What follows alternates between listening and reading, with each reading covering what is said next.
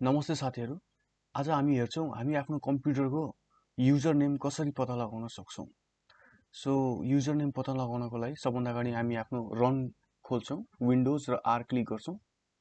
Run खुल्छ र त्यहाँ हामी लेख्छौँ कन्ट्रोल स्पेस युजर पासवर्ड्स 2 र इन्टर दिन्छौँ। हेर्न सक्नुहुन्छ यहाँ युजर नेममा एचपी देखाइरहेछ। अब युजर नेम हेर्ने अर्को तरिका पनि छ। हामी कमान्ड लाइन युज गरेर पनि युजर नेम हेर्न सक्छौँ। त्यसको लागि हामी फेरि रन खोल्छौँ, विन्डोज आर क्लिक गरेर र त्यहाँ लेख्छौँ cmd र इन्टर गर्छौँ। हामीको कमान्ड प्रम्प्ट यहाँ खुलिसकेको छ। म जुम गरिदिन्छु अहिले। र त्यसपछि हामी कमान्ड टाइप गर्छौँ नेट स्पेस युजर र इन्टर।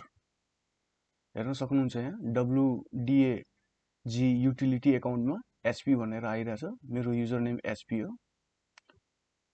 सो यो भिडियो कस्तो लाग्यो तल कमेन्ट गर्नु होला। लाइक, शेयर र सब्स्क्राइब गर्न नबिर्सिनु होला।